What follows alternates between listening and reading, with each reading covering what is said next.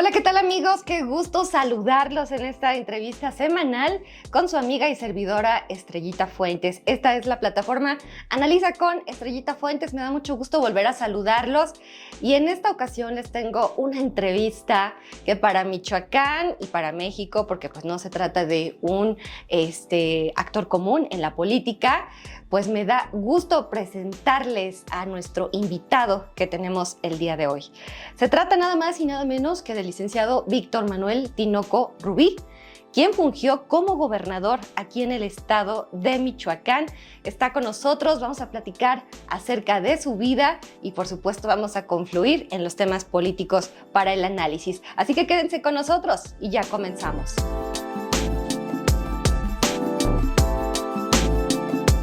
Licenciado Tinoco, qué gusto saludarlo. Muchísimas gracias. Muchísimo gusto estar gracias por haber Estrellita. aceptado. Tú sabes, el aprecio, el respeto, el afecto y mi reconocimiento a ti. No solo ahora como comunicadora, sino tuve la dicha y la fortuna de conocerte para cuando yo era gobernador y me di cuenta del espíritu de servicio social que tú demostraste en aquella ocasión cuando estuviste en un programa muy interesante que teníamos en el gobierno, que era la participación Atención Ciudadana de la ciudadanía a través de sus peticiones y canalizar cada una de ellas, pues a través de procedimientos ágiles, no burocráticos.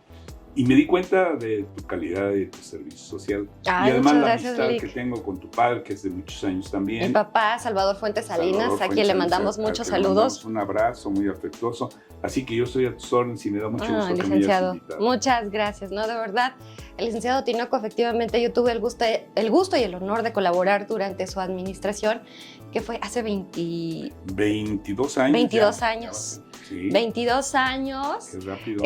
Pasa rapidísimo el tiempo, pero usted es de igualito, licenciado. Se conserva muy bien. Muchas gracias. Y bueno, pues para mí fue una experiencia también sin igual, sin duda, y la cual le voy a agradecer siempre, porque usted estaba muy convencido en aquel entonces, antes de entrar en la parte de la biografía, de trabajar, de apostar hacia los jóvenes. Algo muy inusual para la época, porque pues no había muchos espacios de participación para los jóvenes. Fíjate que ese es uno de los problemas que desgraciadamente quien ejerce en muchos casos no se dan cuenta que hay que ir fortaleciendo los jóvenes para establecer los ciclos, cerrar los ciclos y tener las plataformas necesarias para poder ofrecerle a la sociedad, sobre todo en el caso de los servidores públicos, gente que haya tenido experiencia, jóvenes que se hayan hecho en este asunto de la realidad social que se vive en cada uno de nuestras partes, de nuestros estados, de todo el país, ¿no? O sea, yo creo que lo que debemos hacer, y ese es mi punto de vista, es no cerrar los espacios a los jóvenes. Sino y hay que formar cuadros, ¿no, Lic? Es como se dice, yo no quería utilizar lo de cuadros porque es muy enfocado a lo político. Bueno, sí, pero liderazgos. Liderazgos y gente que tenga experiencia y que aprenda y que vea cuál es la realidad y las carencias que tiene la gente en donde están.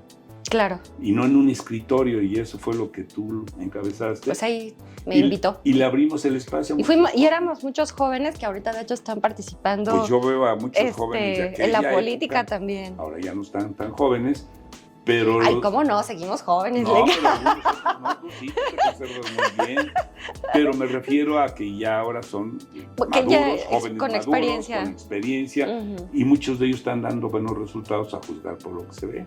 Hay notarios, hay abogados, hay un comisionado de derechos humanos que ya no está, pero pues estaba también en el equipo.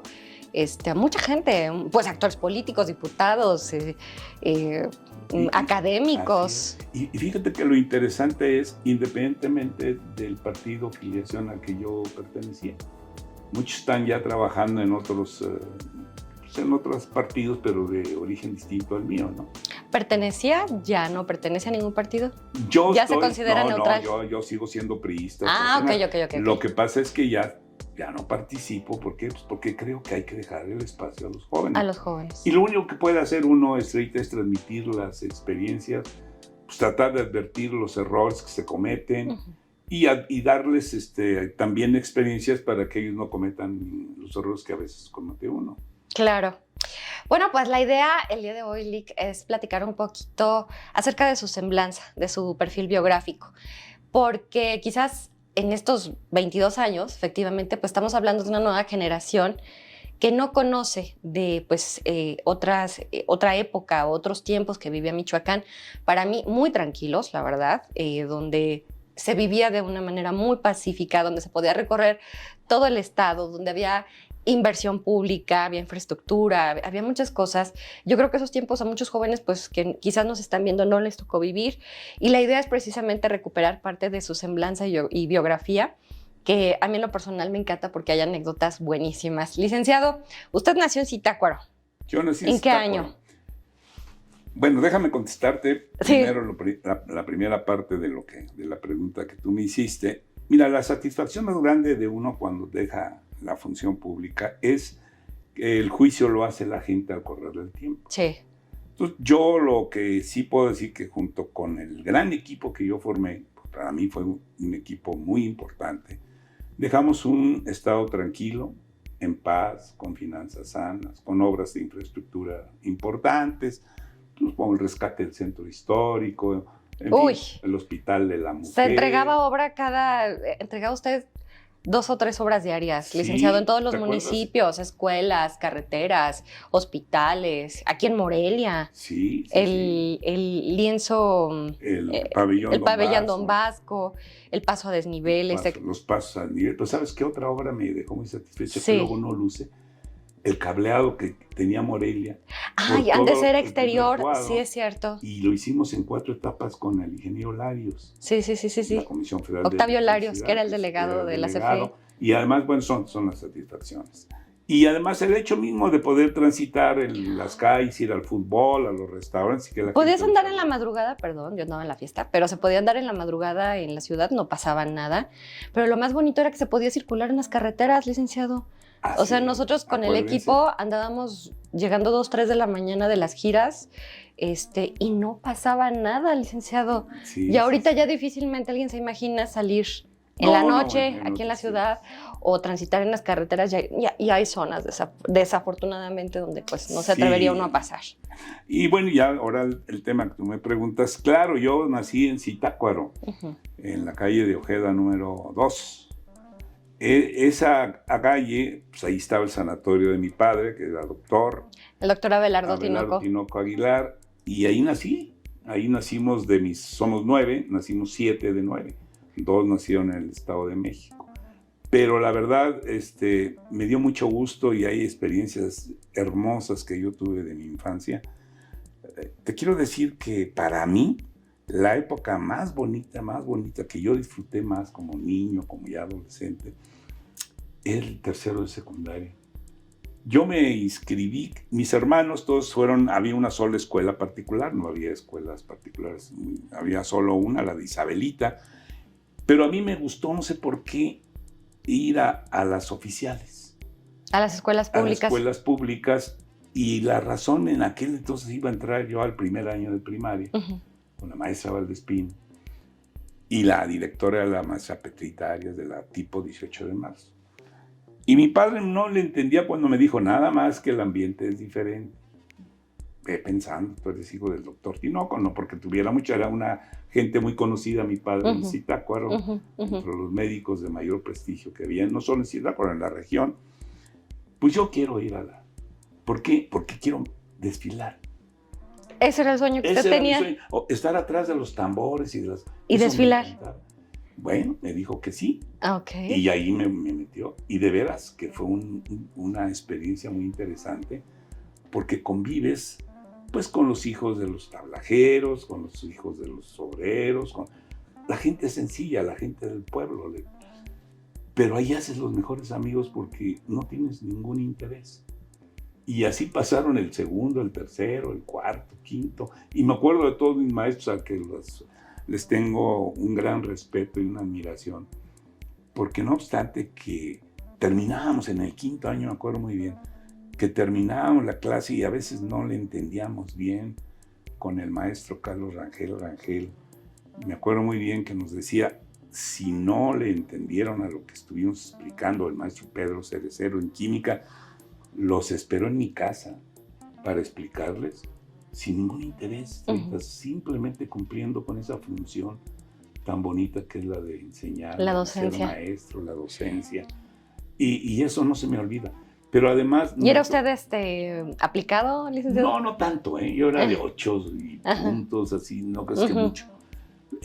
Pero ¿sabes qué época también? ¿Por qué te digo que el tercer? Porque nació el rock. Y no se nos olvida que escuchar a Elvis Presley y bailar el rock and roll tradicional. ¿Y en dónde lo aprender a bailaban, bailar. Lick? En un lugar que se llamaba La Fuente, que estaba en la esquina de la escuela secundaria Nicolás Romero. Después me fui a la secundaria. Pero esa etapa del tercero de secundaria, te digo, en la Nicolás Romero, pues que es una secundaria que me da mucho gusto haber estudiado ahí, porque te digo, conocí tanto en la primaria como en la secundaria a los amigos de toda la vida. Siento que eso es lo más bonito. Pero tratas con la gente y te das cuenta cuáles son sus carencias, cuáles son sus esperanzas. ¿Conoció usted los necesidades. contrastes? Sí. De lo que tenía usted en casa con respecto a lo que sucedía con sus compañeros. Hay una anécdota muy bonita, Lick, que a mí me gustaría recuperar, de cuando usted era niño, que su mamá les hacía su pastel de cumpleaños cada año a cada uno de sus hermanos, y usted pues convocó a todos sus compañeros del salón. Sí. ¿Y qué pasó, Lick? Pues nada más déjame explicarte. Cada año efectivamente mi madre hacía un pastel para festejarnos a partir de determinada edad. Cuando ya estaba uno en quinto año, ya empezaba a decirnos, inviten a sus amigos del salón. Y lo hacía con mis hermanos mayores, los menores. Digo, la verdad era algo ya tradicional. Yo era la primera vez que estaba invitando a mis amigos del quinto año. Y le dije, mami, entonces, ¿y quiénes van a venir? Va a venir el Chorris, el Tuercas. ¿El quién? El Chorris, el Tuercas, el Cachán. Todos estos son mis amigos. No, pero ¿cómo se llaman? No, bueno, pues así les decimos. O así les dicen. Okay. Bueno, tú tráelos más. Habemos 8. No caben más, me dijo. 8. ¿En la mesa? En la mesa. Ajá.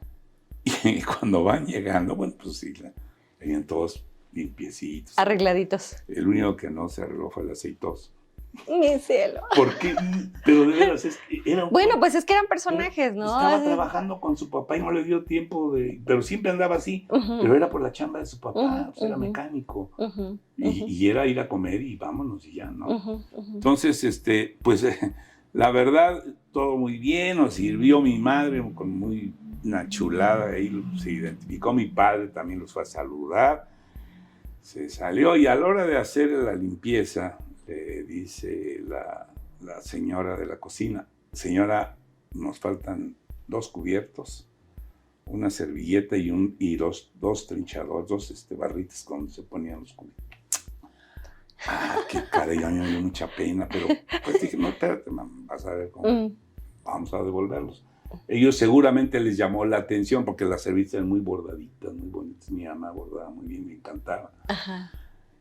Y resulta que fui al lunes, fue un viernes, el lunes en la escuela, en el recreo, me los junté y les dije, a ver, me hace falta tastas.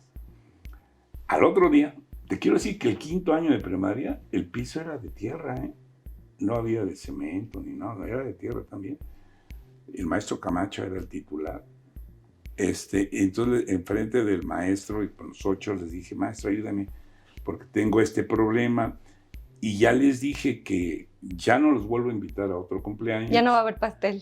Había un trenecito que teníamos todos, entre todos juntamos vagones y mi papá nos compró un tren eléctrico y los llevaba yo a que lo vieran, pues cómo caminaba, cómo hacía su recorrido y hacían todas las funciones de cada uno de los vagones, en fin.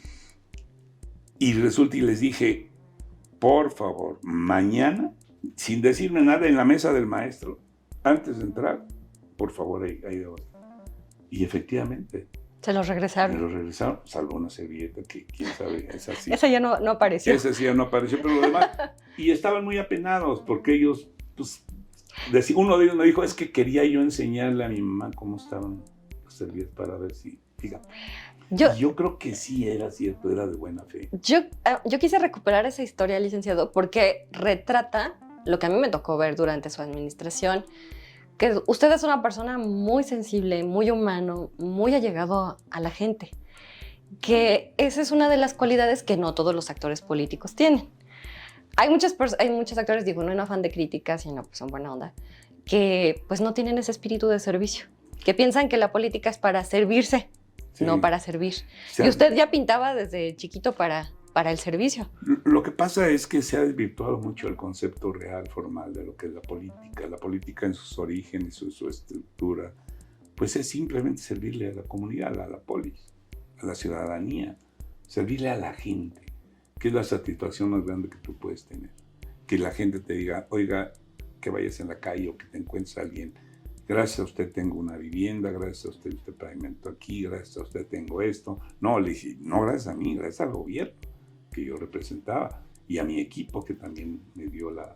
Y te acuerdas que los domingos yo tenía un programa de radio Sí. para atender y localizaba a los funcionarios donde estuvieran a la gente aquí en Morelia, porque había mucha gente que... Con Silvana Galván. Con Silvana Y Galván. con Julio César Hernández. Exactamente. Sí. Entonces transmitíamos los domingos, cada domingo, aquí en Morelia, me levantaba temprano y te acuerdas que me encontraba a mi gran amigo Héctor Bautista siempre en los mercados. Héctor, también bien lindo, le mandamos un saludo Sí, también, hasta donde se encuentre. Fue director de la Casa de las Artesanías, el promotor de la primera ley de artesanías que sí, hizo mucha actividad. Muchísimo. Estaba todo el tema de los domingos de Ramos en Uruapan, no, todo bien bonito. Muy responsable, mi querido. Bueno, Lic, entonces usted se formó ahí en Zitácuaro, pero decide estudiar la carrera de Derecho en la UNAM, en la Ciudad de México. Sí, me fui a la prepa también a la Ciudad de México, pero yo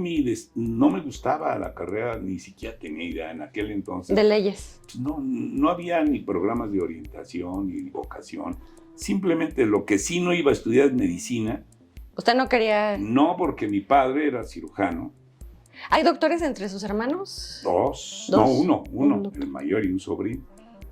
Pero te quiero decir que yo reprobé para ser médico, porque mi papá nos trataba de inducir a la medicina y nos hizo una prueba.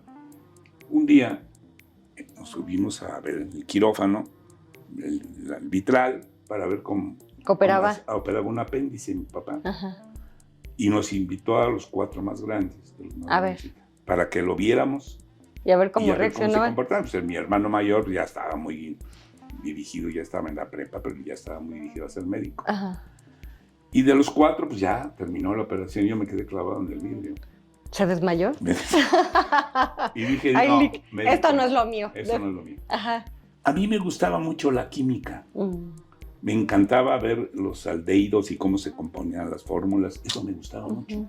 Y hacer experimentos de química. Y te quiero decir que hice la prepa con la vocación y la carrera pensando en química. Química orgánica, inorgánica, y física, cálculo integral, todo eso.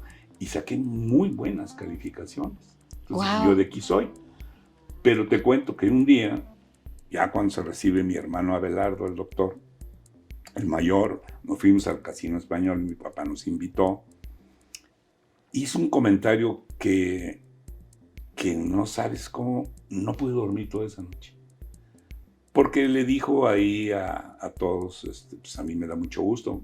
Mi padre decía, qué bueno que Abelardo, se llamaba igual que mi papá, decidió la carrera y miren, salió con mención honorífica, yo estoy muy satisfecho. Sé que ya tengo un contador, 2 contadores, pero que se van para la contabilidad, pero yo quisiera, hombre, que uno de ustedes, un químico, Víctor quiere ser químico, yo quisiera que hubiera un abogado, hombre, un licenciado. Yo fui compañero del licenciado López Mateos en el instituto en Toluca, y fuimos internos y fuimos buenos amigos.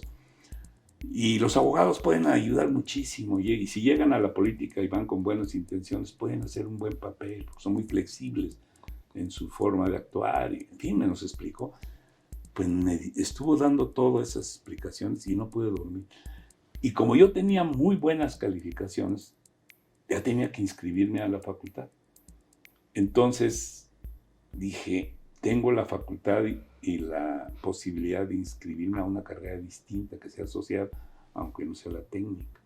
Así estaba. Y me inscribí en leyes. ¿Así? ¿Así? Por esa conversación de su papá. Por esa conversación. Pero mi vocación era de químico. Sí, iba a ser químico. Wow, esa es una noticia que no tenía en el radar. Es una anécdota que poco. Y después se gradúa usted ahí de la UNAM. Y luego, pues, ¿Y cómo entra al servicio público? Primero hice la prepa 7 ahí en Primo Verdad. sin que nadie te acompañara. ¿Sabes lo que es ir a la Ciudad de México? Cuando tú nunca has ido y te dejan solo para que te vayas ya registrado al primer día de clases. ¿Y a dónde llegó a vivir Lick? En una casa que heredó mi madre de mi abuelo, en la colonia Estrella, ya cerca de la villa. Esa es la colonia Estrella. Pero la UNAM estaba acá en el sur, ¿no? No, pero yo estaba en la prepa 7. La prepa 7. En el centro. En el centro. No, ya después para ir a la universidad era una excursión, pero eso ya... Sí. Pero ir al centro, el primer día, ¿no sabes qué ha sido el primer día más difícil de mi vida? Un miedo enorme. No sabía ni subirme a los camiones. Pues es que de Zitácuaro a la Ciudad de México es un cambio muy drástico. Y se supone que me iba a acompañar uno de mis hermanos que ya estaba, Juan José ya estaba, pues ya tenía colmillo, vivía en la Ciudad de México, ahí en la casa esta. Y no lo acompañó. No pudo por X o Z. Entonces ahí me tienes con un amigo preguntando cómo llegaba. Tienes que caminar hasta la calzada de Guadalupe y ahí agarras el que diga Argentina Centro y te bajas y ahí no te vais a pasar. Ahí donde está ahorita el centro histórico de México, las calles de Guatemala. Sí. Primo Verdad es perpendicular a Guatemala. Es donde está donde estaba la prepa 7 en aquel entonces. Sí. Pues llegué y ¿qué crees? Pues vi que estaban pelando. Dije, ¿qué es esto? Los agarraban y los usaban. ¿Era la novatada? Pues era la perrada, así le decían. Y dije, ¿y ahora de esta cómo me salvo? Tengo que ir a registrarme y es el primer día de clase. Y se veía uno pues bien novato. Y luego había uno que le decían el luchador, que el canario. Esos eran los que andaban pelando, los fósiles. ¡Qué barbaridad! Entonces ya de plano no fui ese día y ya no... ¿Se regresó? Me regresé. Pero el segundo día me dijo mi amigo, mira, ponte una gorra. Pélate de los lados y a ver si así pega.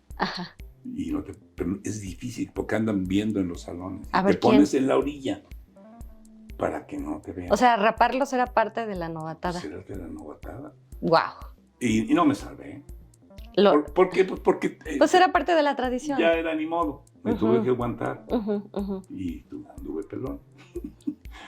Licenciado. Sí. Entonces, bueno, esas. Y ya en la facultad, pues también te hacen la novatada, pero ahí sí me salvé porque ya tenía más colmillo. En la UNAM. En la UNAM. ¿Ya tenía usted, de cuántos años duró la prepa? Son 2 años. Fueron 2 años. Entonces ya está usted ya más o menos aclimatado. Ya estaba yo más o menos con cierto colmillo.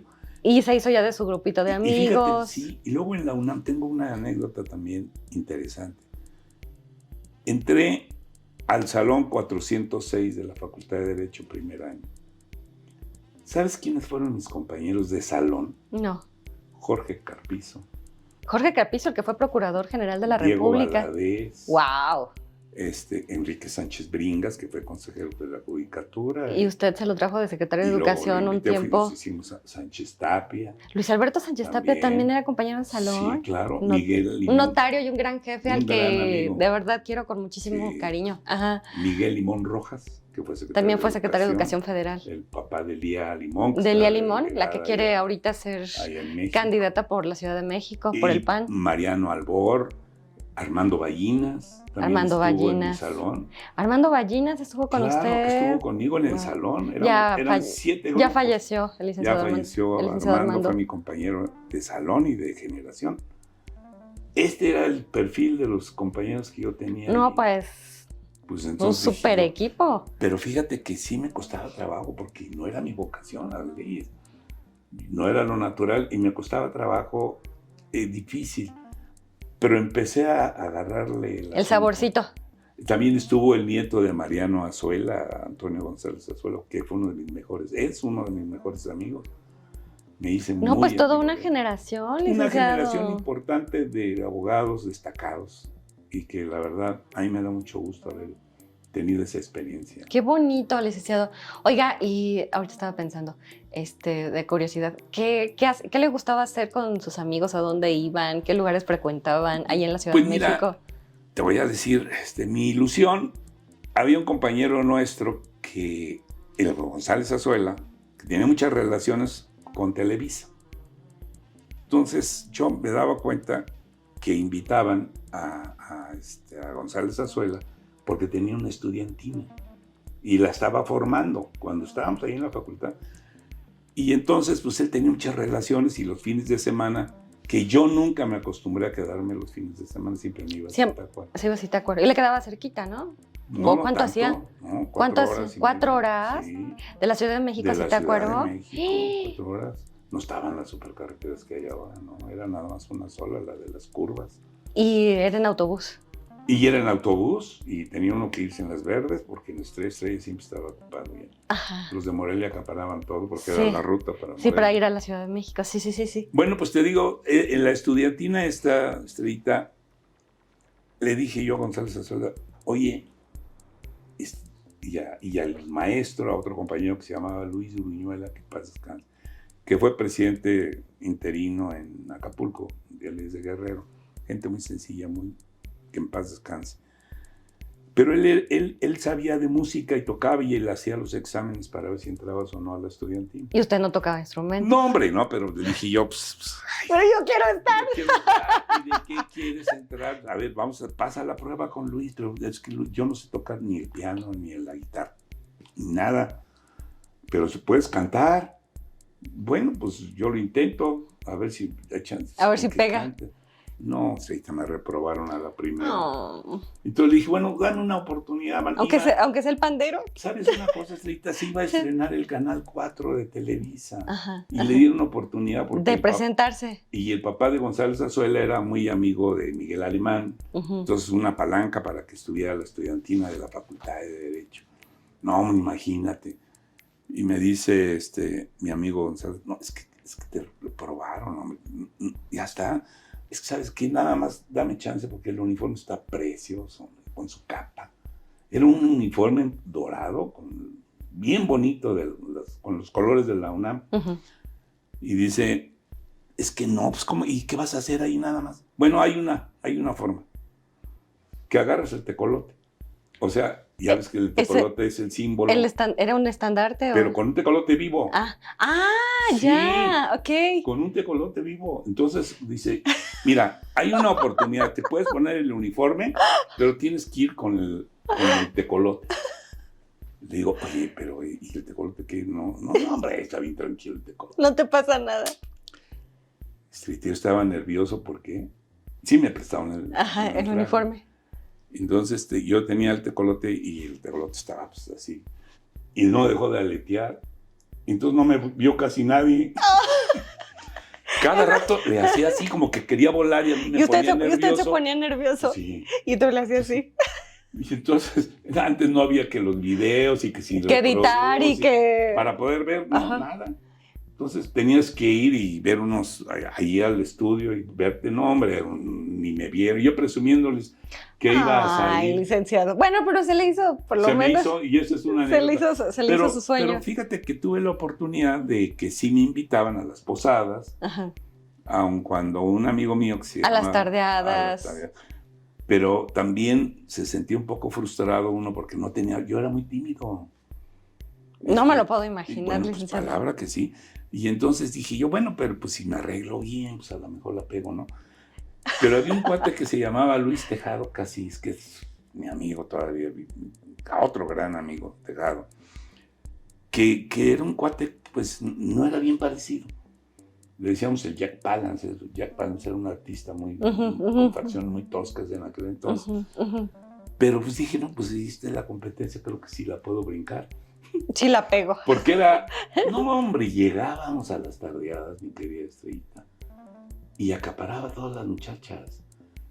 Tocaba la guitarra, cantaba, decía chistes bien, con una simpatía impresionante. Pues no había manera. Suerte. No había manera. Pero me divertí mucho porque la verdad disfrutamos y bailaban rock, licenciado. Eso sí se me daba. La bailada del rock. Y ahí es donde yo más o menos me defendí. ¿Y cómo fue que comenzó su carrera en administración pública, licenciado? Usted estuvo en el gobierno del DF, del Distrito Federal, recuerdo.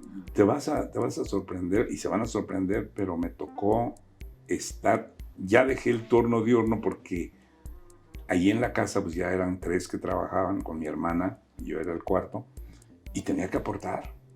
Y a mí mi papá nos daba 50 pesos a la semana hasta donde topara. Ya, para los camiones, arréglate como puedas. como puedas, pues éramos muchos y Sí. no era fácil. Y la vida en México siempre ha sido difícil, Sí. cara. Uh-huh. Entonces, González Azuela tenía muchas relaciones y yo hice mucha amistad con él porque cuando terminábamos de la clase, y te quiero decir que yo le apartaba el lugar, es otra anécdota, a César Costa. En la mañana él tenía el compromiso de terminar la carrera porque él no se llama César Costa. Él se llama César Roel Schrust. Uh-huh. Ese es su verdadero nombre. Era nieto de uno de los despachos de mayor prestigio en materia laboral de Santiago Roel. Él era su abuelo y su papá también abogado y querían que fuera abogado. Pero a él le gustaba la artisteada. La artisteada. Y ya llevaba como 7 años ahí, no pasando del segundo año. Y entonces también nos hicimos amigos de él. Con César Costa. Pero volviendo al caso del Toño González Azuela, con Toñito González Azuela nos íbamos a desayunar en la mañana porque yo tenía clase a las 7 de la mañana. Y tenía que salir a las 5 para agarrar el camión. Y alcanzar a llegar. Y llegar a la primera clase de 7. Entonces salíamos a las 10:30, pues, sin desayunar ni nada. Y nos le pegamos a Toñito, 2 compañeros míos. Carlos Castillo y Jesús Bonecki. Nos íbamos a desayunar, nos invitaba a su casa, no, pues ahí, él vivía en Eugenia y tenía mucho dinero. Entonces, pues nos daban de desayunar como reyes. Pero me di cuenta que su papá, en su despacho, tenía una fotografía que Miguel Alemán se la dedicaba con mucho cariño. Le dije, oye, Toño, pues ya vamos a entrar al segundo, pero yo quiero ver si podemos trabajar, ¿no? Dice a tu papá. Ni le muevas, me dice. No le muevas. ¿Por qué? A ver, ¿de qué vamos a trabajar? De pasantes nos van a traer ahí. Pero vamos a aprender, Toño. Uh-huh. Yo sé que es muy amigo del director de Servicios Legales, Uh-huh. el licenciado Agustín Telles Cruz, Uh-huh. que luego fue presidente de la Corte. Uh-huh. Le dije, vamos, pues no nos cuesta nada, hombre. Vamos, preguntamos y a ver qué nos dice. Mira, Víctor, yo sé lo que te digo. Tú no tienes, no, yo sí tengo. Entonces, yo quiero aportar en mi casa. Tú no, pues tú llegas todo, a ti te daban, creo que le daban 780 pesos a la semana y tenía chofer, lo llevaban allá a la escuela. Y no, un carrazo que traía. Pero yo no, nosotros no. A ver, ¿quién más se une a la petición? Pues también Luis, por cierto, también se unió. Total que lo convencí, fuimos a pedir chamba al Liceo Telles Cruz, al departamento del Distrito Federal. Era el director de Servicios Legales del ahora gobierno de la ciudad, antes departamento del Distrito. Era el departamento del Distrito Federal, es correcto. Así es, era un departamento administrativo, ¿no? Sí. Entonces, pues ya le pedí la audiencia primero al papá de Toño, con la anuencia de Toño, y agarró el teléfono, el doctor González Cárdenas, así llamaba el papá de González Azuela. Era de Lagos de Moreno. Y le dijo, habló con Agustín, sí, cómo no, mándame a Toñito y a su amigo, mañana diles que lo recibo a tal hora. No, hombre, Toño iba más nervioso que yo. Llegamos, la secretaria muy guapa nos recibió, esperen un momento, están en acuerdo. Esperamos una hora. Dice, ya ves, ya no nos recibió, vámonos, no, espérate. Ya ahorita nos va a recibir. Sí. Ya nos pasó. Miren, Toñito, ¿cómo estás? Se platicaron, se ve que es un amigo de la familia. ¿Cómo está tu hermana Rosita? ¿Cómo está tu mami? ¿Cómo está? Ya se divierta. Total, ahí platicaron. Se ve que había buena relación. Y yo ya me interesaba que me dijeran dónde, ¿no? Uh-huh. Y entonces apretó un botón y salió un personaje ahí que era el subdirector. Uh-huh.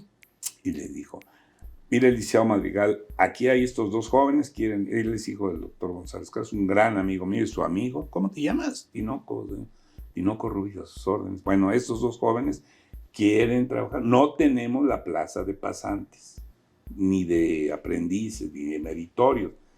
Pero de todos modos, a ver, licenciado, cómo los acomoda para que estén adscritos a uno de los 30 abogados que hay ahí, de las diferentes ramas. No, pues yo sí estaba feliz. Entonces, cuando salimos, lo primero que, ya con ese señor mal, de esos burócratas efectivos, serios, pero medio déspotas. Parcos. No, muy. Entonces ya nos presentó y ya a mí me adscribieron a la zona de la supervisión notarial y a Toño en el ámbito civil. Pero lo primero que preguntó Toño es que vayan al administrativo para que les pidan los papeles, lo que necesitaban. Lo primero que fue a decir es que cuánto pagaban. Ok. Ajá. Cuál era el horario y Ok. qué tenían que hacer. Ajá, ajá, ajá. Cuando le dijeron que iban a pagar 750 pesos al mes, le da un infarto. Y yo estaba feliz. No, pues era un... 750, no eran... De la mesada de 50 sí, pesos a los 750. Pues ya tenía yo para aportar para la televisión. Sí, sí, sí, En sí, fin, sí. para muchas cosas que nos Sí, hacían sí, falta. sí, sí, sí. Entonces dice, mira, ya no hallaba cómo salir. Dice, ¿cuándo empiezan? Yo ya, si quieren mañana, no, el lunes. Si vienen el lunes ya para presentarles a los abogados, aquí al personal. Y resulta, Estrellita, que mi amigo me puso una barrera y dice, a ver, ahorita vamos a llegar, gracias a mi papá, que no hubo lugar. No, yo sí, Toño. Yo sí ocupo. Yo sí lo ocupo, donde me pongan, yo voy a hacer. Es que te van a poner a revisar boletines. No importa. Ir a los acuerdos y ir a ver a los notarios. Sí, pues eso voy a hacer. Es lo que quiero. Me encanta, es lo Sí, que yo sí. quiero. Pero ni te van a dar para viático ni nada, te tienes que agarrar de tu sueldo. Y a mí 750, mira, vamos a hacer una cosa, me dijo. Tú le vas a decir a mi papá que nada más hubo una plaza para ti. Y para mí, que lo van a ver. Ajá, ajá. Y así la vamos. No, Toño. Yo no le puedo mentir a tu papá. Mira, yo veo a tu papá y me pongo nervioso, impone. Sí, sí, sí. ¿Cómo le voy a decir mentiras? Bueno, a mi mamá. Y bueno, a tu mamá le voy a decir la verdad. ¿Sí? Bueno, ya a tu mamá si le quiere decir a ver cómo lo... Pues es consentido. Sí, sí, sí, sí. Total, sí, que yo sí me quedé ahí y te estoy hablando, pues duré 22 años. En el departamento de la Ciudad de México. Me tocaron 6 regentes. Wow. Y además la plaza, te voy a decir, era de conserje. La plaza no era de pasante, no había. Era conserje y tengo mi nombramiento y a mucha honra. De conserje. Lo tengo, pero la función que hacía era de un pasante. Y conocí a los abogados más prestigiosos. Porque eran los enlaces con los notarios. Eran los que defendían los Sí. intereses del gobierno de la ciudad. Uh-huh, uh-huh. Cuando el particular o a una organización. Y eran muy buenos, nada más que ¿sabes qué problema había? Yo me metí en un problema ya más adelante, porque los hacían checar de esas tarjetas. Sí, sí, sí. Y yo dije, después de ver cómo les ganaban los juicios a los bancos. Sí, tenían que presentarse en las audiencias y tenían que llegar a checar. No, tenían que entrada y salida. Y ya después podían salir y todo. Pero a mí se me hacía indigno que abogados de ese nivel tuvieran que checar. Entonces yo me metí al sindicato. Uh-huh. Empecé a trabajar en el sindicato y logré que la Dirección de Servicios Legales, los abogados no checaran. No, pues me vino encima la burocracia más. Porque después ya todos difícil. querían. Sí, no, pero además... No, porque iban a hacer la excepción con ustedes, pero pues tenía una lógica. Oye, tenía una lógica. A mí me hubiera O sea, gustado. si los llaman a audiencias a determinada hora... De eso no había problema. Ajá. Ellos podían llegar, pero ¿por qué tenían que ser a las 7, 8 de la mañana? Ellos que los dejaran trabajar libres. Claro. Daban resultados. Era más efectivo. Mira, ganar un juicio es tan importante, de veras, a nombre del gobierno, que el río Magdalena, si no fuera por esa área jurídica, el río Magdalena, que corre por Magdalena Contreras, sí. ya se lo hubieran quedado los particulares, se lo estaban anexando. La tercera sección del bosque de Chapultepec, si no es por los abogados que recuperaron todo ese terreno, se hubiera quedado con los privados. Y no reconocerles todo eso que hicieron. El esfuerzo que estaban haciendo. Y no crees que ganaban las grandes cantidades de dinero. Pero eran muy buenos. Pero eran muy honestos, muy buenos. Había excepciones, pero la mayoría, yo aprendí de ellos muchísimo de leyes. Oiga, Lic, y bueno, pues aquí nos podríamos aventar muchísimo tiempo. No, pues es todo una historia. Esto es toda una historia muy interesante, muchas anécdotas. Salta usted a la política, recuerdo que fue usted director del Sistema Michoacano de Radio y Televisión. Sí. Muchos saludos a todo el equipo del Sistema Michoacano de Radio y Televisión. Festejar su aniversario. Su aniversario. Muchos saludos a Sergio Pimentel, el director. Y después también se hizo senador por el PRI. Diputado local. Diputado local. Acuérdate que en la Sí. época más difícil. cuando la pluralidad real, políticamente hablando, surgió. No había más que el PRI. Sí. Y fue el primer congreso que se pudo constituir aquí en Michoacán. En Michoacán.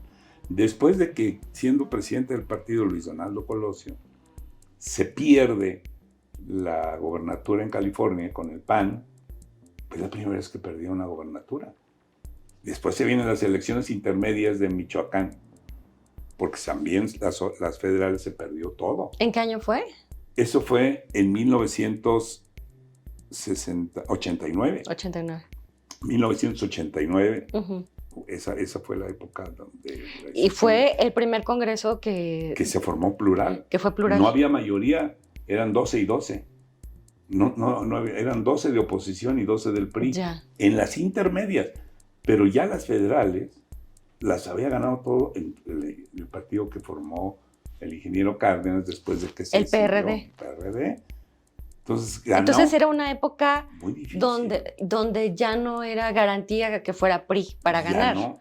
Ya no. O sea, realmente había competencia. Ya no, ya se perdían casillas. Lo que quizás no lo aceptó muy bien es la clase política tradicional del PRI. Uh-huh. Pero yo te quiero decir que yo lo veía bien porque cuando escuchaba a mis compañeros diputados de la posibilidad de rechazar una iniciativa presentada por el gobernador priista. ¿Quién era el gobernador? Genovevo. Primero. Y pues los priistas decían, ¿cómo van a rechazar si le vienen? Pero tienen razón. Hay que corregirla, ¿no? Hay que corregirla. El diálogo, la concertación. No hay como comunicarse en política para llegar a los grandes acuerdos de Estrellita. ¿Y después se hizo usted diputado federal? No, senador. ¿Senador? También, o sea, ¿no pasó por la Diputación Federal? Pasó a la senaduría. Y te digo una cosa, Estrellita, en confianza. Sí. La verdad, yo no pertenecía a ningún grupo, ni tenía padrinos. No tenía padrinos, eso me queda clarísimo. Entonces... ¿Usted participaba y se la jugaba solito? No, ni siquiera me la jugaba porque no la... Vaya, como dice, no toqué piedra o no piqué piedra, como se decía, para ver si yo llegaba a tal escaño. Yo la única vez que quise ser o picar piedra con una relación fue en el departamento porque quería ser delegado político. Antes eran delegaciones. En la Ciudad de México. En la Ciudad de México, lo que son ahora alcaldías. Pero por la Benito Juárez. ¿Por la Benito Juárez? Por la Benito Juárez. ¿Usted quería competir por Benito Juárez? Sí, yo quería... Wow. No, pero no había competencia, era designación. Ah, era designación directa, sí, ¿no? Porque no era elección abierta en ese entonces. No había elecciones.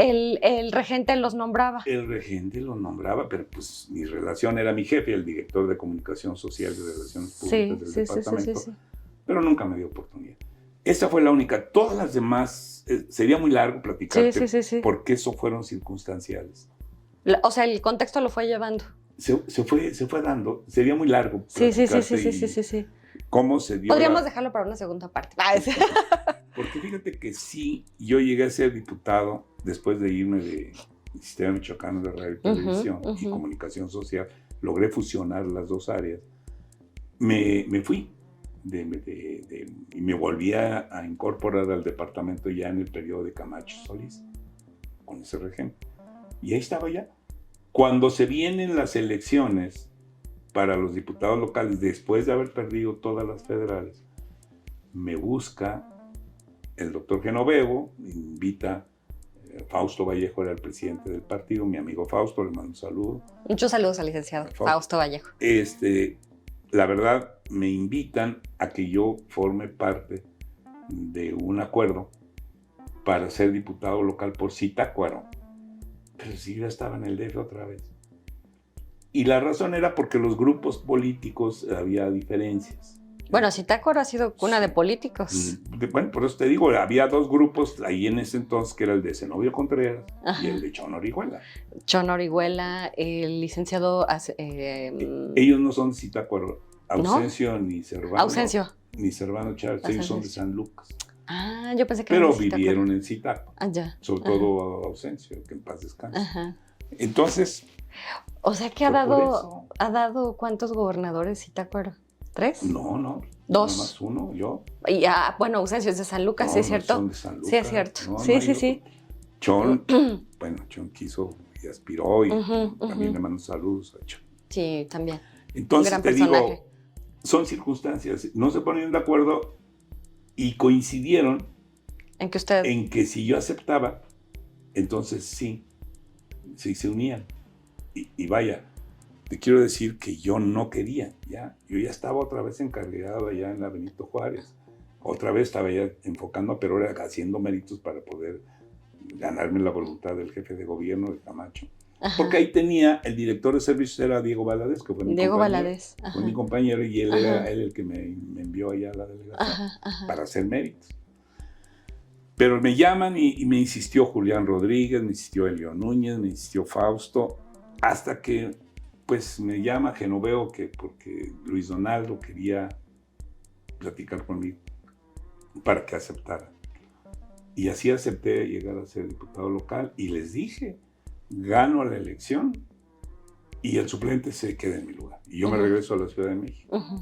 O sea, usted tenía el plan de la ciudad yo la gano. De Benito Juárez allá en la Ciudad de México. Genoveo ya tenía su plan, me dijo, exacto, es un acuerdo. ¿Quién era su suplente? Jaime Castro. Jaime Castro. Jaime Castro, dije, ay, es un joven abogado talentoso, él se queda en mi lugar. Todos de acuerdo, todos estuvieron de acuerdo. Pues resulta que ya Genoveo, el doctor Genoveo, tenía diseñado que después de los resultados, el que iba a ser el líder en aquel entonces, todavía el líder era el que tenía la mayoría. ¿El líder de la bancada? El líder del Congreso. Del Congreso. Sí. Entonces, pues ya él tenía en mente a Elio. A Elio Núñez. Elio, mi amigo, le mando un abrazo. También don Elio. Un personaje, un tipazo. Un tipazo, sí. Entonces, pues resulta que salió muy difícil las elecciones. Tú estabas muy chica. En el 89. 89. No, yo todavía 83. Tenía 89, tenía yo 15 años. Pues estabas estudiando. No, pues estaba en la prepa. Estabas en la prepa. Entonces los conflictos se dieron muy, muy ríspidos. Los resultados electorales fueron todos cuestionados. Pero mi papá ya estaba en el papá estaba como jefe de información de La Voz de Michoacán. Sabía de todas. Sabe toda la historia. Bueno, eso de La Voz, esa fue la razón por la que Elio salió lastimado. Salió lastimado políticamente y ya no se pudo cumplir el proyecto del doctor de hacerlo líder. O no de hacerlo, de proponerlo, porque así era. Sí. Y resulta que hubo de las 12 elecciones, todas tuvieron sus impugnaciones manchadas, unas con razón, de los dos lados, del PRD y del PRI. Pero hubo cuatro elecciones que no tuvieron ninguna objeción. Limpias, contundentes. Se ganaron, que fue la de Alfredo Anaya en Jiquilpan, Juan Villegas, que en paz descanse, en Zamora, Roberto Molina, que en paz descanse, en Ciudad Hidalgo, y Tinoco Rubí en Zitácuaro. No, pues yo gané limpiecitas 3-1. Y me ayudó Chon y me ayudó Zenobi, se unieron todos y ganamos sin hacer trampas. Mi papá tenía mucho prestigio, yo me acuerdo. Pues su papá pues era todo un personaje, era el doctor. Y déjame decirte Tinoco. una anécdota de mi papá. Un día, ya ves que en aquel entonces, cuando no daban los De hecho, su papá lo acompañó todavía durante su gubernatura. Hombre, anduvo conmigo. Sí. Pero déjame decirte, en el 89 la campaña se hizo muy difícil, estaban muy ríspidas las cosas. Odiaban los expriistas a los priistas tradicionales. Porque hay que recordar que el PRD emergió del PRI. Muchos, hay unos que sí eran originales. Fue la decisión que hizo el ingeniero Cuauhtémoc Cárdenas. El ingeniero al distinguirse pues era priista y se llevó a muchos. Pero había también gente de izquierda muy radical. Y mi papá un día, me acuerdo que fue a la casa y Víctor o Jorge, no me acuerdo, se fueron a quedar a la casa de mi papá en el centro. Y en ese entonces la plaza estaba tomada por los perredistas. Tenían casas de campaña ahí en el Zócalo de Zitácuaro. Y mi esposa me dijo, oye, ¿y tu papá va a traer a Víctor? No me acuerdo si fue Víctor o Jorge. Sí, pues ¿qué tiene? Ya, bien.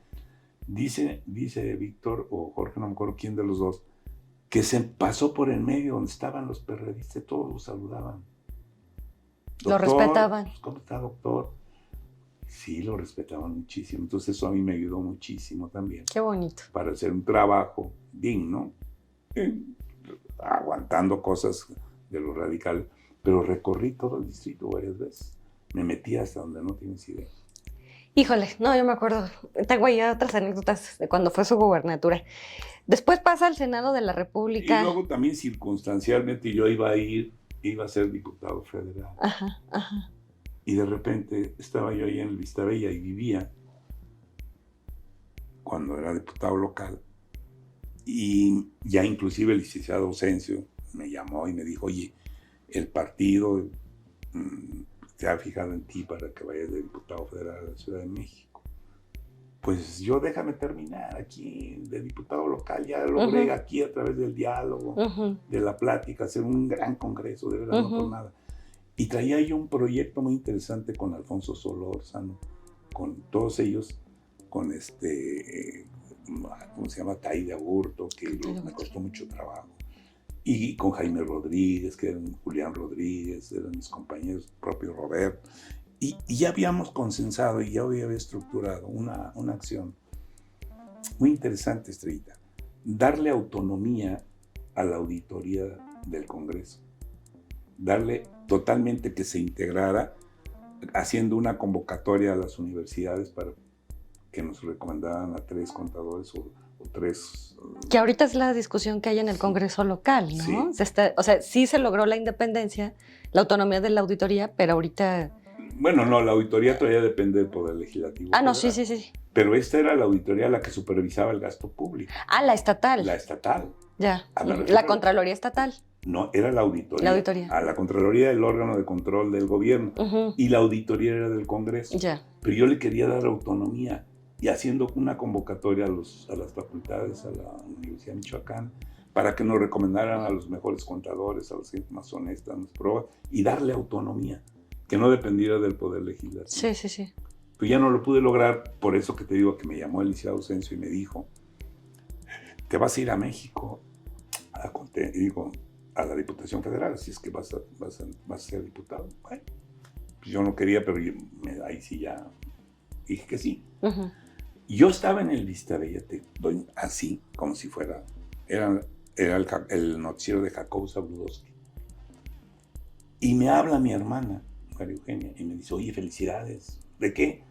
Pues ya te nombraron. Sí, hombre, de diputado federal. No, que vas de senador. ¿Cómo? Ajá. Sí.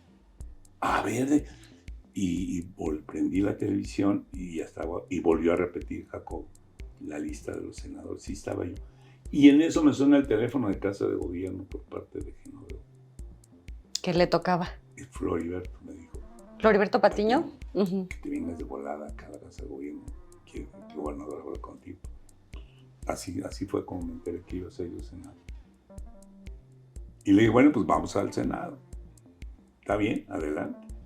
Le tocó regresar al Distrito Federal, pero no bajo el proyecto que usted tenía, sino como senador. No como senador. Senador de Michoacán. Y ya te imaginarás, pues, con toda la legitimidad, pues, se sintieron mal. Algunos quienes cuadros. Tenían más tiempo aquí en Michoacán, quienes habían hecho más méritos quizás dentro del partido. Yo realmente dentro del partido pues me estrené. ¿Con la diputación? Con la diputación, yo no estaba afiliado al partido. Pero entonces, pues así se dio y tenían razón, porque tenían en ese sentido más legitimidad en Puchón, podría ser Armando Ballina, mi compañero. ¿Quién otro podría, de los que están? Germán Ireta, Sergio Magaña. Todos ellos pues, estaban más adentrados al ámbito local y a lo mejor se hubieran querido perfilar en ese entonces. No, y dentro de las reglas del partido, bueno, pues sí, pero las circunstancias y el análisis que se hizo muy frío, que eso algún día lo platicaremos más en detalle, pues la decisión la tomaron ahí Luis Donaldo Colosio para que quien pudiera ser más competitivo contra Alfonso Solórzano y contra Hernández Morfín, pues sería el que era líder del Congreso, que era yo. Entonces, por eso le tocó la senaduría. Le tocó otra el Senado de la República. El Senado de la República. Y bueno, ahora sí que como si estuviéramos le adelantáramos un poquito más a la película, llega usted a la candidatura a la gubernatura por Michoacán, Así que es. también fue circunstancial También fue y que le costó bastante trabajo también porque pues generó también cierta rispidez al interior del partido, ¿no? Te voy a decir, me valió mucho la actividad tan intensa que tuve en el Senado. Uh-huh. Haber presidido la comisión, la primera comisión plural que se formó para el conflicto, buscar la paz en el conflicto de Chiapas con el levantamiento del ZLN, y yo la encabecé. Ahí te quiero ayudar, que confió en mí una mujer. Estaba Alberto Castillo, ¿no? También. Él fue uno de los fundadores. Dentro de la comisión de ZLN. Él formó parte de la comisión de pacificación con Camacho. Ajá. Pero yo tenía mi comisión legislativa. La comisión legislativa. Diputados y senadores. Y por cierto, que cuando estalló el conflicto estaba la permanente, no estaban los congresos en funciones. Sí. Es decir, no estaban las dos cámaras. Entonces ahí se decidió quién podría presidir la comisión. Y estaba Gustavo Carvajal y otro diputado muy prestigioso, que hoy se me fue su nombre, Heriberto Galindo. Y María de los Ángeles Moreno, al ver mi trayectoria de lo que hicimos en conciliación en Michoacán y lo que hizo en Chiapas. Y lo que estuvimos haciendo en Chiapas, y además mis participaciones en el Senado, las iniciativas que yo presenté. Pues usted abogado, imagínese, con toda la fundamentación. Y entonces María, pero ahí había mucho, estaba Robledo, había varios. Y entonces me dijo, pues yo no te conozco, pero creo que el que voy a proponer que tú seas el que presida la comisión. Y hicimos una labor muy discreta, pero muy importante para darnos cuenta cuál era el conflicto real en Chiapas. ¿Le tocó conocer al obispo Samuel Ruiz? Por supuesto, ahí están las fotografías que he publicado. ¿Al comandante Marcos? Ahí sí no lo conocimos, porque ese sí no se dejaba ver. No se dejaba ver. Salvo ya después con... Pero sí platicó con... Con la comandanta, con ella sí, y con el Samuel también, el obispo. Varias veces platicamos. Y ahí estaba Felipe Calderón dentro de los miembros de la Cámara, de la comisión. De la comisión, como senador. Estaba Gómez Mon, era diputado. Gómez Mon, del PAN, y toda la izquierda, Tavira, Alejandro Encinas, Martín Moreno. ¿Alejandro Encinas? Era diputado de la izquierda y ahí estaba en esa comisión.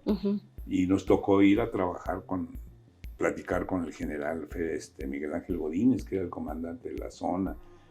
Y nos explicaron los indígenas, en traducción directa, en una reunión que tuvimos, cuál era el conflicto y cuál era el problema. El problema en Chiapas, ya después de hacer el análisis, es que la verdad ahí la revolución nunca llegó. Y había mucha pobreza. Había mucha marginación, desatención. Ahí no hubo reparto de tierras jamás. Entonces había problemas sociales muy graves. Cholula sigue siendo un volcán para mí. Si no se atiende bien, ese problema va a estallar. Los desplazados en Chiapas es un conflicto religioso, político muy grave. 25,000 familias desplazadas. Tú desplazas a un Cholula de su tierra original y lo estás ofendiendo, lo estás dañando. Y siguen con ese sentimiento. ¿Y cómo es que le proponen ser candidato a la gubernatura? Pues después de una serie de auscultaciones, así era el procedimiento, y que se registraron otra vez Germán, Armando. En la interna del PRI. Germán, sí, Sergio Magaña, Chon Orihuela y yo. Entonces empezaron a hacer auscultaciones con los exgobernadores. A todos, uno ponía en primer lugar a Armando, otro ponía a Chon, y a mí me ponían en tercero. Y fíjate, el único que me puso en primer lugar fue el licenciado Servando Chávez. Que en paz, yo no lo había tratado, pero no sé por qué me puso en primer lugar. Y después de todo esto, pues hicieron una evaluación ahí, María de los Ángeles, que era ya presidenta del partido, y dijo, no, pues va a ir Tinoco. hubo una serie de... ¿Sabes qué es lo que pasaba? Es que estaban viendo quién era el que menos ruido podría generar entre los grupos. Pero porque usted no tenía grupo. Yo no tenía grupo. Uh-huh. Y o sea que podría ser como, pues alguien neutral. Alguien neutral que trabajara, o sea, que pudiera hacer incluso alianza con todos, ¿no? Y los antecedentes de cómo llevamos pues la trayectoria que ya política que ya traía. En el 89 llevamos las cosas bien, hubo mi carácter de conciliador, de dialogar. Y en la elección usted le gana al licenciado Felipe Calderón. Ganamos a fue el candidato por el PAN. Sí, y Cristóbal Arias. Que fue presidente de la República. Entonces usted te puede decir. No, ni lo digo. Yo, no, bueno, a ver, los hechos son los hechos, licenciado. ¿Sabes que fue una campaña de mucho nivel? De mucho nivel. De altura. Cristóbal Arias, mi amigo, al que también le mando un abrazo. Estaba por el PRD. Estaba por el PRD, un excelente persona, de verdad. Sí, no, excelente como personaje, amigo, el licenciado Cristóbal. Como funcionario, como legislador. Y muy congruente, ¿no? Siempre en su trayectoria. Y en su amistad también, no obstante que tuvimos las diferencias. Ya quedaron atrás. Ya quedaron atrás, nos hicimos y somos muy buenos amigos. Sí. Y bueno, gana usted aquí en Michoacán la gubernatura. Fue una administración, insisto, como lo comentaba al inicio, que le trajo mucha estabilidad al Estado. Y si hiciéramos el recuento, aparte de que usted fue el penúltimo gobernador priista, porque después fue el gobernador Fausto Vallejo, con esta administración que se interrumpida y pues con bastantes altibajos, fue una administración muy estable la suya, ¿no? Porque usted terminó su periodo, conformó un gabinete, recorrió todo el estado, pero aparte yo lo observé de cerca, tenía mucha capacidad de gestión con el nivel federal. Entonces, bajó una cantidad impresionante de recursos, lo recuerdo bien, para obras. Exacto. Para obras que no habían visto. Entonces, yo me atrevería a decir, y con todo respeto de todos los gobernadores subsecuentes, que me parece ha sido como de las últimas administraciones que ha logrado bajar tanta obra y dejarla ahí dentro de los municipios y las comunidades. Pues ahí están las obras. Mira, yo quiero hacer... No, yo me acuerdo porque pues yo en Enlace Ciudadano eran 2 o 3 giras a la semana. Es que yo aprendí en el gobierno de la ciudad, después de tener esa experiencia de 22 años, trabajar con gente que tiene una gran experiencia en lo que es la organización administrativa, la distribución, la división de facultades para poder no coordinarse bien y no entorpecer las funciones públicas, pues te da la oportunidad de tomar decisiones muy acertadas. Y esta de la participación ciudadana yo la copié de la independencia o de la institución que tú tenías, de Ramón Aguirre. Imagínate el control, no había todos los instrumentos electrónicos que hay ahora y las computadoras que te dan. Bueno, nosotros empezamos con la sistematización de la demanda ciudadana en aquel entonces, con los equipos todavía muy rústicos. Sí, que era tardadísimo procesar toda la información. Era muy tardado. Sí. Pero esa función me la dio a mí Juan Benito Joquet, que en paz descanse. También. Cuando era secretario particular de Ramón Aguirre, con el que yo hice una buena amistad con los dos. Ahora Juan Benito ya se fue, pero Ramón Aguirre me dio la oportunidad y ahí aprendí que la mejor forma de ser eficiente en el gobierno es tener un equipo confiable, un equipo honesto, pero dar resultados efectivos y no engañar a la gente. Sí. Acuérdate que le dábamos seguimiento en una gira y que ya los de Ciudad Hidalgo pidieron bancas o pidieron una banda de... Y al día siguiente ya teníamos que salir. Y ya estaba ahí. Esa es la eficiencia del gobierno. Sí, me acuerdo que hacíamos un ejercicio, perdón que interrumpa, pero pues era en la instrucción del gobernador Tinoco Rubí. Llegábamos con todas las cartitas, todas las solicitudes, todos los papelitos que le entregaban, no se perdía ninguno. Revisábamos, separábamos rápidamente, ¿no? Lo que se podía atender de manera inmediata, que era la instrucción que usted nos daba. Todo lo que eran medicamentos, aparatos ortopédicos, equipos de fútbol, balones, uniformes, bancas, algunos bultos de cemento para el hogar. Esos rápidamente se atendían, se cargaban las camionetas y se entregaban personalmente con el ciudadano, nos firmaba, le tomábamos foto, era un trabajo de verdad extenuante, que teníamos un equipo de 30 jóvenes. Puros jóvenes. Puros jóvenes, todos estudiantes. Todos estudiantes. Pero trabajamos intensamente, padrísimo, y recorrimos todo el estado. Todo el estado. Y entonces atendíamos de manera inmediata. Y lo que era obra, pues ya se canalizaba a las dependencias para que lo procuraran canalizar. Y esa es la otra clave. La coordinación, yo tenía gente muy profesional para darle seguimiento con los presidentes municipales.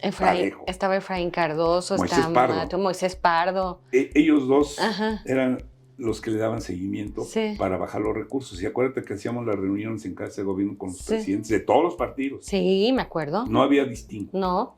Lo mismo los del PRD que los del PAN. Y no tienen... Doña Mari Dodoli, que era la alcaldesa de Uruapan. Acuérdate. Me acuerdo. Y no pueden tener ninguna queja de que hubo discriminación. Sí, me acuerdo. Es más... No, se quejaban los priistas de que atendía a los del PRD y a los del PAN. A mí también me reclamaban. No, por eso, pero cuando un priista nos reclamaba, decía, a ver, el presidente municipal de tal lado ya aportó la parte que le corresponde para hacer el pozo X.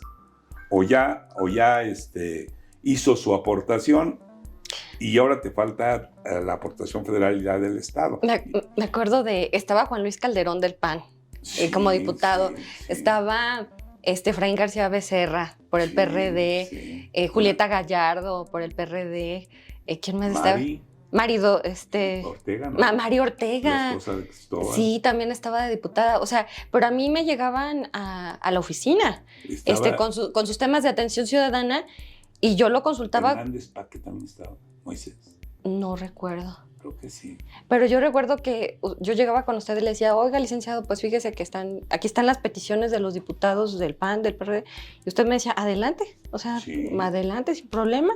Y más esas entregas que se hacían. Sí, porque eran finalmente demandas ciudadanas. Así o sea, más allá de quién lo gestionaba, pues eran las demandas ciudadanas. Así era. Atendíamos las contingencias. Con el de Protección Civil, el doctor García de León, tipazo, el doctor García de León. Bueno, a mí me dio, esa no se la sabe usted, pero a mí hasta me dio mis botas. Andaba yo metida en las inundaciones. Pues es que desgraciadamente. Es que con el que era de gobernación, ay, se me fue su nombre ahorita, el que estaba en... ¿El secretario de gobierno? El secretario de gobernación, el delegado de gobernación y el que tenía protección civil, Pablo Flores. Pablo era subsecretario con García Torres. Con García Torres. Él era Pablo Flores.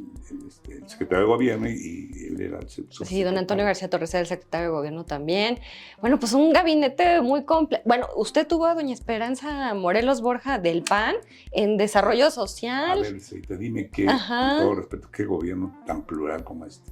Peri Morelos, excelente. Sí. Luego Germán Tena. Estaba Mario Anguián, que era el subcontralor. Y luego el doctor Robles Garnica. Fue presidente del PRD. Era del PRD. Y era el secretario de Salud. Carlos Naranjo era nuestro asesor. O sea, era un gobierno plural. Exactamente. Y gente muy eficiente. Y yo quiero hacer un reconocimiento a los que ya se fueron, que hicieron un trabajo excelente. Sí. Y no quiero dejar de mencionar a Enrique Vicaña. El doctor Enrique Vicaña, mi jefecito. Que yo lo quise mucho. Él fue el que me enseñó todos los temas de la administración pública. Gente que fue un enlace importantísimo para lo del rescate del centro entre la sociedad y el gobierno. Juan Benito Coquet también ya sin partió. Ser gran michoacano o sin ser michoacano. Se acogió como michoacano. Se asumió esa responsabilidad. Y el licenciado Estamatio, que también ya se fue. Alfredo Estamatio, que hizo de veras una función. Angelito Sierra. Rosita Molina, que estaba en asuntos indígenas. Enrique Sánchez Bringas. También. Todos ellos, la verdad. No, unos personajes de verdad. Bueno, así de primera como usted, licenciado. Muchas gracias. Licenciado, y entonces ya está usted retirado de la política. Sí, Está usted muy activo en redes, publicando sus memorias, sus reflexiones, sus recuerdos. Eso sí lo seguiré haciendo porque dicen que recordar es vivir, aun cuando mucha gente no está de acuerdo. Tiene otra forma de pensar, pero yo creo que sí es bueno que los jóvenes sepan que cuando tuvimos la oportunidad, recorrimos el estado varias veces. Todo, los 113 municipios. Cuando entramos, ¿se acuerda? Perdón que le interrumpa, con las comunidades náhuatl allá en la costa, En en Aquila, Sí, que sí, hubo sí. un conato de guerrilla y que entró usted con todo el Sí. gabinete. Me llevé a todo el gabinete No, se llevó todo el gabinete. porque había incumplimientos. Y al rayo del sol. Sí. Ay, fueron los señalamientos de los líderes de las Así es. comunidades. ¿Y qué se produjo? Pues se hizo un desarrollo turístico abajo Las Margaritas, se llama, creo. Muy bonito. Y la gente ya veía natural que llegara un funcionario público. Pero tuvimos que hacer eso. No, para entrar a la comunidad, licenciado, yo decía, bueno, si tenían la playa tan cerquita, eran como 4 o 5 horas de terracería para poder entrar a las comunidades. Y fíjate que estuvimos, no sé, tú recuerdas, a punto de desarrollar Playa Azul, o Boca de Apisa. Sí. Con un proyecto de Melia Purúa cuando estaba Ana Compende. De secretaria de Turismo, maravillosa, fantástica. Un beso, Anita. Se nos fue. Un saludo también muy cariñoso para ella. Ajá. Se nos fue. Ya teníamos el proyecto con Melia Purúa para hacer ese desarrollo turístico que fuera el detonante para aprovechar todas esas preciosas playas que tenemos. Sí. Pero desgraciadamente las comunidades indígenas politizaron el asunto. Y ya no se pudo. Me acuerdo también, y me gustaría traerlo a colación, ya casi para cerrar, licenciado. Usted se reactivó durante la campaña de nuestro buen amigo en común, el licenciado Chon Orihuela. Sí. Pues y sí, también ahí pues estábamos estuvimos ahí participando. Y yo recuerdo que parecía usted pues candidato, digamos. La gente, lugar a donde nos parábamos, la gente lo reconoce, lo ve con mucho, lo recibe con mucho cariño. Yo creo que usted es de los pocos gobernadores que se puede parar donde sea, donde quiera, y donde no tiene ningún señalamiento, donde... Pues quizá los que me puedan señalar, pues, nunca puedes dejar contentos a todo el mundo, pero... es difícil, sí. Pero digo, una administración eficaz, una administración eficiente... Nunca me ha faltado el respeto. Exacto. Y hemos estado, efectivamente, cuando hicimos el recorrido, acuérdate, estaba muy intenso cuando la campaña de Chon, hicimos todo lo posible para ayudarle en lo que anduvimos en Pátzcuaro, en Zitácuaro. En todos lados. Era la campaña sin candidato, me acuerdo. En Nueva Italia estuvimos también. Sí, ahí, en fin. con Vani Villegas, con Jorge Guerrero, grandes amigos, que les mandamos un abrazo con mucho cariño. Con Gonzalo Lemos. Y hicimos a Gonzalo. Con Gonzalo también le mandamos muchos saludos. Hicimos un esfuerzo importante para poder posicionar al partido y a los candidatos, incluyendo desde luego a Chon. Pero pues fueron las circunstancias. Licenciado, y tuvimos ahorita ya han evolucionado mucho los tiempos. Tenemos a un partido muy fuerte como lo es Morena en el país, que ocupa actualmente 22 de los 32 entidades federativas, donde tenemos a un presidente emanado de este partido, un congreso con mayoría también de Morena. Y bueno, más allá, yo creo que esto podría ser para otra segunda parte, hablar del contexto político actual, pero hablando del tema de la reforma electoral, a usted, hilvanándolo con el hecho de que usted estuvo participando en el primer congreso plural que hubo aquí en Michoacán, ahora que se pretende a través de esta reforma electoral hacer modificaciones al INE, ya sea en términos de estructura o de presupuesto o de funciones, la ciudadanía salió a expresarse el domingo pasado. Hubo una marcha pues masiva en la Ciudad de México, se replicó aquí en Morelia, que te entiendo fue la segunda más importante del país, en varios puntos del país. ¿Qué reflexión le deja esta movilización que hizo pues el propio ciudadano?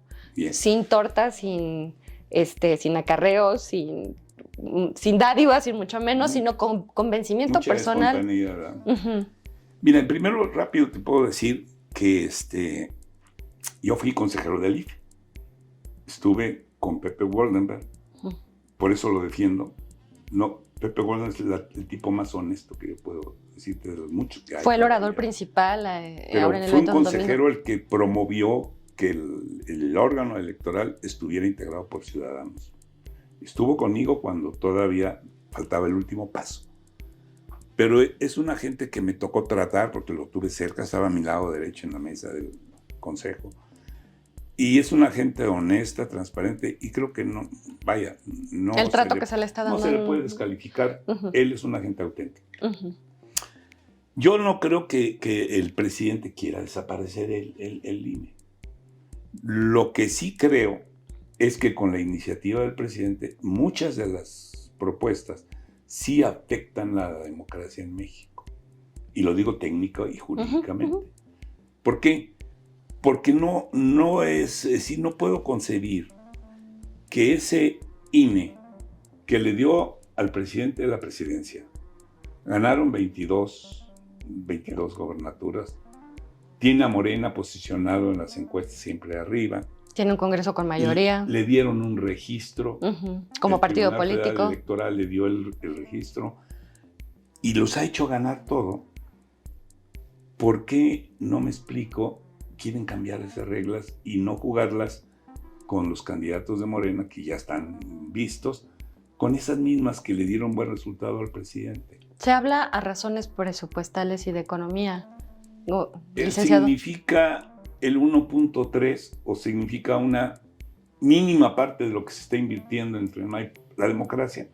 No tiene precio. Y la credibilidad, acuérdate, en el 89 hubo muchos muertos por la inseguridad de las elecciones y de las impugnaciones. Ahí sí había impugnaciones.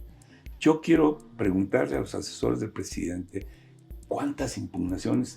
Él dice que hubo fraude en una elección en donde él participó, pero eso... La del licenciado Calderón. Técnicamente nunca se demostró, jurídicamente nunca se demostró, pero en fin, yo de veras no entiendo por qué quieren afectar así al INE. Estoy de acuerdo que hay que hacer algunos ajustes. Mira, yo le quitaba lo del monitoreo, la supervisión del financiamiento también, no son funciones, y dejaba estable que le deje a los ciudadanos la posibilidad de seguir votando y de ir supervisando casillas y de estar con sus representantes. Es imposible que un órgano, un consejo como el que se pretenda, pueda estar al pendiente de los votantes de la meseta purépecha. Sí, no le alcanza, no le da. Aparte de que afectaría el sistema federal, que es el que nos rige.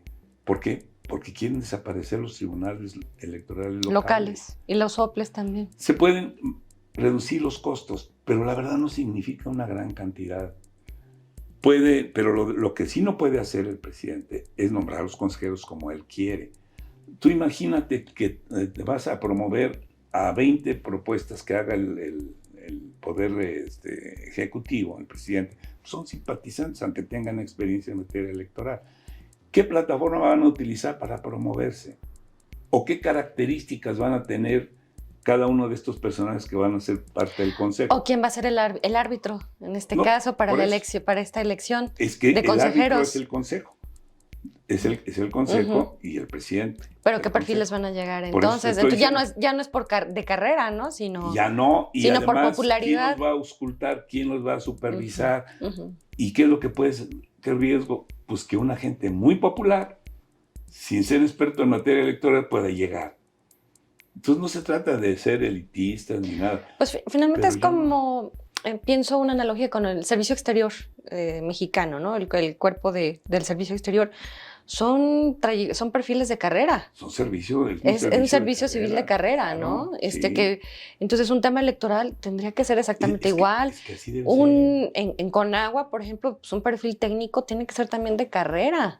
Sí, ¿Por qué? fíjate. Porque son temas de seguridad nacional. Exactamente. La certidumbre de los resultados electorales no han sido impugnados y se les da en la noche. Dime, ¿cuándo se ha visto eso? Nunca. En Estados Unidos tardaron 3 días para dar el resultado de las últimas 3 elecciones por el sistema tan anacrónico y tan obsoleto que tienen en Estados Unidos. Sí. Aquí no, aquí el PRE funciona. En la noche ya sabes quién en ganó. Noche saben quién ganó. Entonces está funcionando y tan lo hemos visto que no hemos tenido conflictos postelectorales desde hace cuánto. ¿Qué avisora usted, licenciado, para el 2024? Yo espero que el presidente reflexione, que aproveche su popularidad, su presencia. La gente cree todavía en él. Entonces yo creo que quizá los que le estén fallando son los asesores, que reflexione bien. Eso no lo puede desperdiciar y él puede pasar de veras a la historia en forma positiva desde mi punto de vista. Que jurídicamente y políticamente haga una reflexión seria de que la forma más pura, más efectiva de la democracia son las manifestaciones.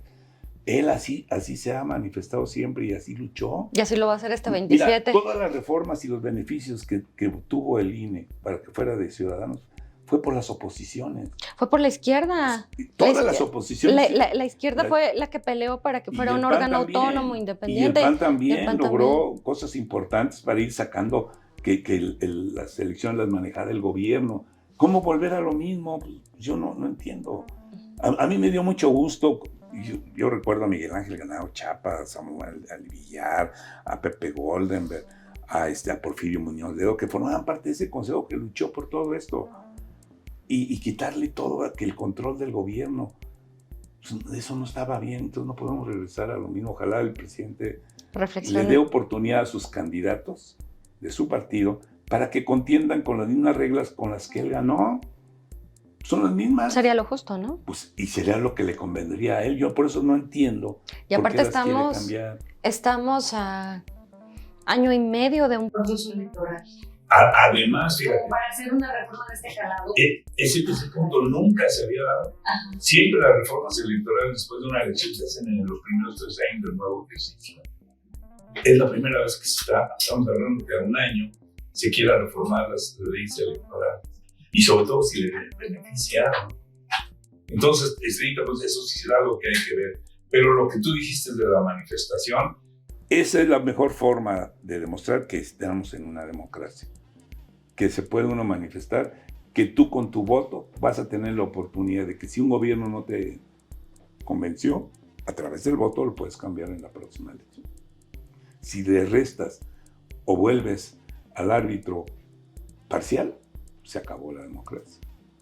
Licenciado, un mensaje final que les quiera dirigir a usted a los michoacanos, pues, aprovechando la plataforma y todos los que nos van a estar viendo, pues sin duda. Cuando yo me dirijo a los michoacanos en general, michoacanas, lo hago con un orgullo y una satisfacción porque me permitieron ejercer esa noble y honorífica función de haber sido gobernador con un gran equipo de trabajo que yo tuve, michoacanas y michoacanos, muchos que ahora están destacando, como lo dijimos, y que de verdad espero que las cosas se mejoren, que de veras los programas de gobierno que vengan de aquí en adelante, en verdad vayan dirigidos a abatir la pobreza, la inseguridad que tanto daño nos ha estado haciendo a nivel del país, y que además podamos seguir presumiendo de que México es una oportunidad enorme para poder invertir y generar más productividad.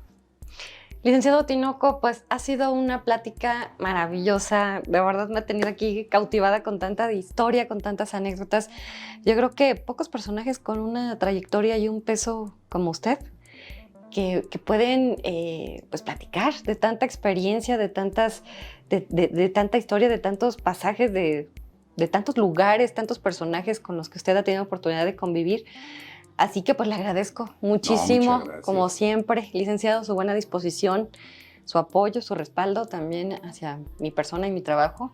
Y bueno, pues aquí está el espacio siempre para usted. Ojalá tenemos que hacer una segunda parte, pero ahora para hablar de la política actual, licenciado. Pero por supuesto, Estrellita, y te felicito, en verdad, tú tienes un espíritu de no te doblas, te vienen los obstáculos, los saltas, los haces a un lado.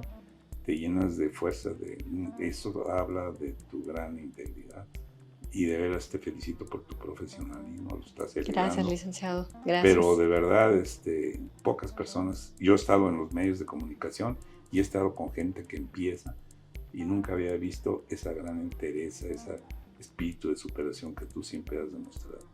Y lo vas a seguir haciendo porque estoy seguro que tú día a día vas creciendo. Muchas gracias, licenciado. Pues, queridos amigos, esta es la entrevista con el exgobernador de Michoacán, el licenciado Víctor Manuel Tinoco Rubí, un personaje que sin duda va a pasar a la historia aquí en Michoacán. Gracias. Licenciado, muchas gracias. Gracias, Estrellita, a ti muy amable por invitarme. Y gracias a todos los amigos que nos están viendo a través de esta plataforma y en especial gracias a Jonathan Pérez, mi productor, pues un gran aliado y un gran personaje también que me ha estado apoyando y acompañando en este esfuerzo. No se pierdan las próximas entrevistas aquí a través de Analiza con Estrellita Fuentes. Yo soy su servidora y amiga y nos vemos muy pronto.